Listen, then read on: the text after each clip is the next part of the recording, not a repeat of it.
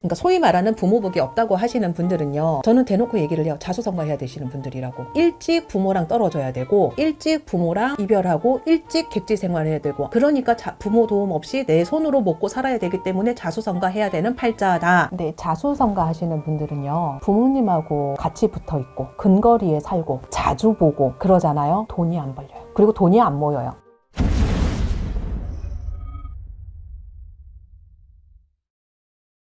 옛날에 그 신점이나 이런 거를 보러 가면은 그런 얘기를 한대요. 부모복이 있어서 아니면 부모복이 없어서 네가 이렇게 됐고 뭐가 이렇게 됐고 뭐 이렇게 얘기를 한대요. 요즘에 제가 좀 생각이 좀 많이 변하고 있는데, 그 부모복에 있는 기준이 꼭 부모님이 뭐를 물려주시고 재산이 많아야지 부모복이 있는 걸까요? 옛날에 그 기준은 부모가 어느 정도 가진 재력이 있어서 자녀들한테 뭐를 해줄 수 있고 없고 그거를 부모복이라고 했는 것 같아요. 근데 저는 그렇게 생각을 안 하거든요. 부모복하고 자수성가 하시는 분들하고 제가 요거를 좀 이어서 얘기를 하고 싶은데, 그러니까 부모님하고 떨어져서 살아야 되는 팔자들이 있는 거 아세요? 근데 이게 옛날의 기준에서는요, 먹고 살기가 힘드니까 부모 아래에서 크지 못하고 옛날에는 남의 집에 양녀로 가거나 양자로 가거나 아니면 남의 집에 식모로 가거나 그런 시대가 있었잖아요. 얼마 전까지. 그래서 부모랑 떨어져 살아야 되는 분들. 근데 봐요. 남의 집에 양자로 가든 양녀로 가든 자식으로 가는 경우들은 많지는 않았고 대부분 이렇게 일하는 건데 양자 양녀의 이름으로 가기는 했잖아요. 말만 양자 양녀인 거지 사실 돈 벌러 가는 거잖아요. 돈 벌러 가는 거잖아. 먹고 살라고. 응, 먹고 살려고. 옛날에는 밥도 돈이었기 때문에 밥이나 가서 굶지 말아라 하고 보내는 것도 사실은 돈 벌러 가라고 하는 의미랑 같은 거거든요. 그래서 제가 식복도 돈이라고 제가 얘기를 했던 거였거든요. 그러니까 소위 말하는 부모복이 없다고 하시는 분들은요, 저는 대놓고 얘기를 해요. 자수성가해야 되시는 분들이라고. 일찍 부모랑 떨어져야 되고, 일찍 부모랑 이별하고, 일찍 객지 생활해야 되고, 아니 부모랑 그 동네에 살 거면 뭐로 떨어져 살아요. 다른 동네로 가야 되고, 다른 지역으로 이동을 해야 되고, 다른 지역에 가서 먹고 살려고 하면 거기서 일해야 되고, 그러니까 부모 도움 없이 내 손으로 먹고 살아야 되기 때문에 자수성가해야 되는 팔자다라고 얘기를 하는데, 이게 과연 부모복이랑 얘기를 했었을 때 이게 그렇게 말을 할 수가 있는가, 이 얘기를 해야 되는데, 우선 부모복이 없는 팔자들은요, 우리 콩쥐 팥쥐 있잖아요. 콩쥐 팥쥐가 어릴 때 부모님 밑에서 같이 살잖아요. 근데 콩쥐는 일을 하고 팥쥐는 그냥 살잖아요. 그죠? 근데 콩쥐는 부모복이 없다고 얘기를 해야 되는 거잖아요. 그 동화 속에서는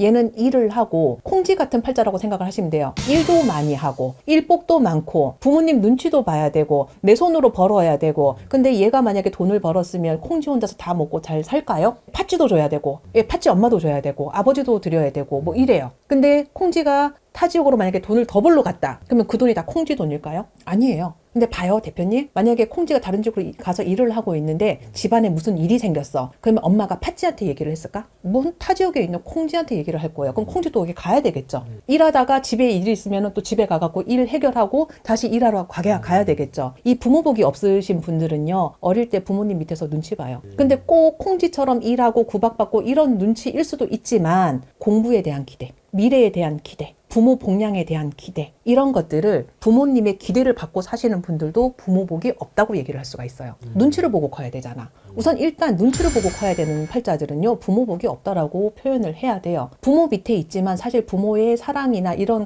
그런 관념이 아니라 어떠한 부담의 존재로 크는 거잖아요. 이렇게 부모 밑에서 이렇게 컸다가 이런 분들은 빨리 독립을 해요.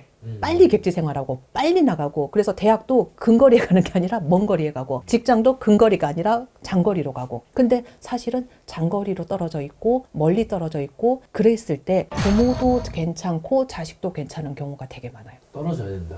떨어져야 돼요. 근데 요즘에 시대가 변했잖아요. 그래서 관습이 조금 바뀌어서 이런 팔자들은요, 저는 조금 다르게 해석을 해드려요. 요즘에는 중학교도 기숙사 학교인 경우가 많죠. 그래서 이렇게 부모랑 떨어져서 살아야 되는 경우는, 근데 부모 자식 간의 궁합도 사실은 잘 맞지 않아, 이런 경우들은. 그러니까 부모님도 불편해, 사실은. 애도 불편하지만. 이런 경우들은 아이가 중고등학교를 기숙사에 있는 학교를 가면은 조금 더 도움이 되더라. 이런 팔자들은 시대가 변했기 때문에 유학을 가도 도움이 되더라. 이런 경우는 부모님하고 굳이 같이 가가지고 거기 가서 안달복달하고 싸우고 있느니 아이 혼자 가는 게 낫더라. 꼭 일을 해야 되는 게 아니라 부모 자식이 떨어져 있었을 때에 사실은 부모의 운하고 자식의 운하고 충돌이 돼서 깨지는 경우가 더 많아요. 그러면 너도 안 되고 나도 안 돼. 그럴 바에는 서로 좀 떨어져서 잘 되고 그 운을 서로 상생시키고 상승시키고 그게 중요한 건데 꼭 부모 자식이 붙어 있어야지 잘 되는 건 아니더라.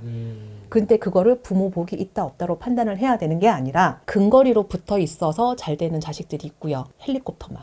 아이가 어려서 다 해주는 게 아니라 나이가 40, 50이 돼도 헬리콥터만처럼 이렇게 해줘야 되는 분들이 있어요. 그런 분들은 붙어 있어야 되는 게 맞고요. 근데 떨어져 있어야지 잘 되는. 나 얘랑 맨날 싸워요. 나 얘랑 있으면 뭐 자꾸 그래요. 애가 뭐 그러는 거 아닌데요. 나 쟤는 도대체 이해를 할 수가 없어요. 근데 이게 따져보면은 부모 자식 간의 궁합에 떨어져 있어야 잘 되시는 분들은 그런 분들이더라. 그래서 주변의 시선을 생각하는 게 아니라 이런 분들은 과감하게 학교를 독립시키고 내 지역을 독립시키고 좀 관습을 좀 변화하면은 이런 분들이 조금 괜찮죠. 근데 자수성가 하시는 분들은요, 부모님하고 같이 붙어 있고 근거리에 살고 자주 보고 그러잖아요. 돈이 안 벌려요. 그리고 돈이 안 모여요. 부모 복하고도 제가 같이 얘기를 하는데 부모 복이 없으신 분들은 결국엔 자수성가해야 되시는 분들이거든요.